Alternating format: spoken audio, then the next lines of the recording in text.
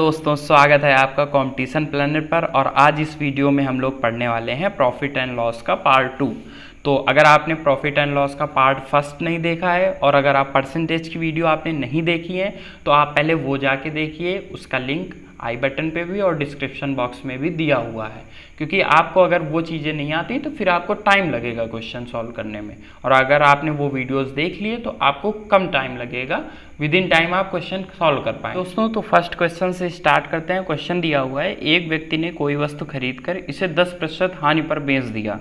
यदि वह इसे 20% कम में खरीदा होता तथा 55 रुपये अधिक में बेचा होता तो उसे 40% का लाभ होता, तो इस वस्तु का क्रय मूल्य कितना रहा होगा। अब आप देखिए, इस क्वेश्चन में दिया हुआ है सबसे पहले 100% हम मान लेंगे, क्योंकि सीपी हमेशा हम कितना लेंगे, 100%। तो 100% सीपी रहा होगा, लेकिन बोल रहा है कि 10% की हानि पर बेच दिया, मतलब बेचा कितने का होगा, पहले वाला जो सीपी था वो 90% था। भाई 10% हानि पर बेचेगा तो 90 पे बेचा होगा।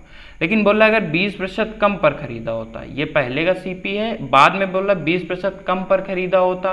20% कम का मतलब ये कितना, 80 पे खरीदा होता। तो ये 80 पे खरीदा होता तो उसे 55 रुपये अधिक में बेचा हो तो 40% का लाभ होता। मतलब 55 रुपये अधिक, पहले वाले एसपी से 55 रुपये अधिक पर बेचा होता तो 40% का लाभ होता। तो इसका हम देखेंगे 40% अधिक कितना होगा, तो 80 का 40% कितना हो जाएगा, आप निकाल लें। तो ये कितना हो जाएगा, 32। तो 32 हम इसमें ऐड कर देंगे, मतलब इसमें अगर ऐड करेंगे तो 112%। मतलब जो पहले वाला एसपी था वो 90 हो रहा था, 10 की हानि हो रही थी। लेकिन अब जब हमने इसका रेट कम कर दिया, 80 कर दिया, तो अब लाभ हो रहा है कितने का, 40% का। क्यों, क्योंकि एसपी 55 रुपये बढ़ गया। अब परसेंटेज में अगर देखें कितना बढ़ा, तो परसेंटेज में 22% बढ़ा हुआ है। उसी 22% की वैल्यू कितनी दी हुई है, 55 दी हुई है। हमसे क्या पूछा है, एससीपी कितना रहा होगा, तो सीपी की वैल्यू कितनी है, 100%।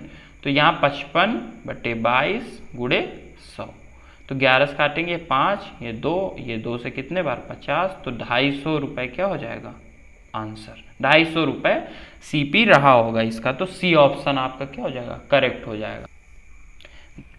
देखते हैं दूसरा क्वेश्चन। दिया हुआ है, एक दुकानदार ने एक टीवी सेट को 10% लाभ पर बेचा। यदि उसने इसे 10% कम पर खरीदा होता तथा 16.5 रुपये कम में बेचा होता तो उसे 10% का लाभ फिर भी होता, तो टीवी का लागत मूल्य रहा होगा। अब देखिए, इसको जैसे हमने पहला क्वेश्चन किया वैसे ही हम करेंगे।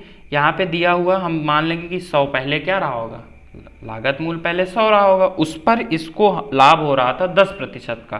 तो 100 का 10% लाभ मतलब 110 पहले वाला सीपी रहा होगा, ये पहले वाला एसपी रहा होगा। उसके बाद क्या बोला है, 10% कम पर खरीदा होता, मतलब अभी 100 पे खरीद रहा था, अब इसका 10% कम पर खरीदा होता, मतलब 90 का खरीदा होता। और कितने रुपए कम में बेचा होता, 16.5 रुपये पर, तब भी उसको लाभ हो रहा है कितना, 10% का। तो इसका अब 90 का 10% कितना हो जाएगा, 90 का 10% 9 प्रॉफिट इसमें ऐड करेंगे, तो मतलब अब एसपी कितना हो गया, 99 में बेचा होगा।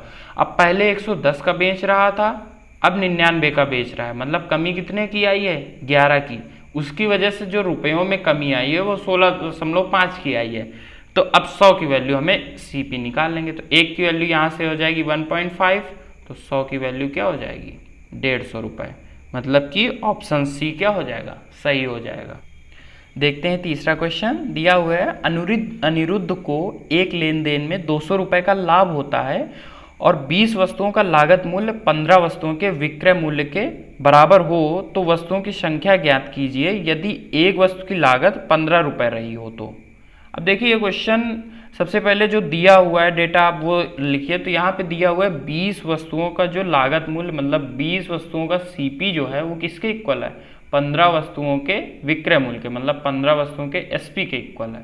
तो यहाँ से देखिए जो रिलेशन आएगा, ये 5 से अगर हम काट दें तो ये 4 और 3 हो जाएगा, मतलब CP/3, ये 3 इधर आ जाएगा, SP/ कितना 4, मतलब SP 4 रहा होगा, CP 3 रहा होगा। तो मतलब जो CP और SP का रेशियो रहा होगा 3 और 4 का रहा होगा।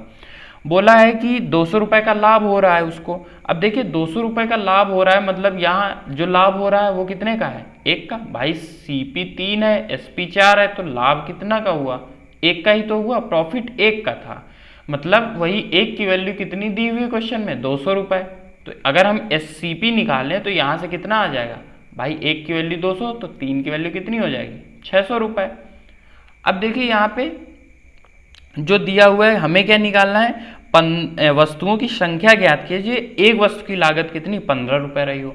अब देखिए ये जो 600 रुपये आया है ये सभी वस्तुओं की लागत थी, हमें नहीं पता कितने वस्तुओं की लागत थी, बट दिया हुआ है क्वेश्चन में कि एक वस्तु की लागत 15 रुपये रही हो, एक वस्तु की 15 रुपये रही हो, तो अगर हम उससे डिवाइड करा देंगे इसको तो हमें वस्तुओं की संख्या पता चल जाएगी। तो इसको अगर डिवाइड करेंगे तो 40 क्या आ जाएगा, वस्तुओं की संख्या। ओके दोस्तों, देखते हैं चौथा क्वेश्चन। एक दुकानदार ने एक वस्तु को 5% की हानि पर बेची। यदि वह इसे 81 रुपये अधिक में बेचता तो उसे 14 से ही 2/7% का लाभ होता।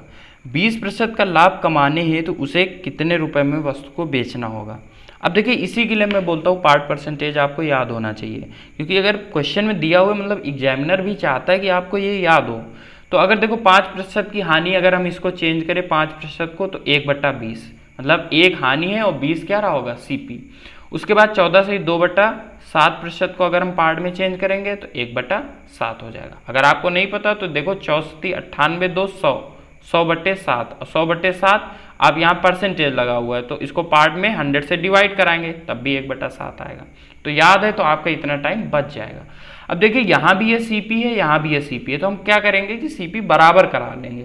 तो हमने CP मान लिया जो दोनों से डिवाइड हो रहा हो, मतलब कि इन दोनों को बराबर कराएंगे तो कॉमन फैक्टर तो है नहीं, तो हम डायरेक्टली इन दोनों का इंटू करा देते हैं, मतलब कि कितना रहा होगा 140, 20 सत्ते 140। तो हम मान लेते हैं कि CP जो रहा होगा वो कितना रहा होगा 140। अब पहले केस में क्या है कि 5% की हानि हो रही हो, मतलब 1/20 इसका कितना हो जाएगा 7, तो 7 की इससे हानि हो रही होगी तो इसकी वैल्यू 133 रही होगी। भाई 133 में जब 140 वाली वस्तु बेची होगी तभी 5% की हानि हुई होगी। दूसरे केस में कह रहा है कि लाभ हो रहा है 1/7 का, तो इसका 1/7 कितना हो जाएगा 20 इसमें ऐड करेंगे तो कितना 160। मतलब पुराना वाला जो SP है वो 133 है, नया वाला SP कितना है 160 है।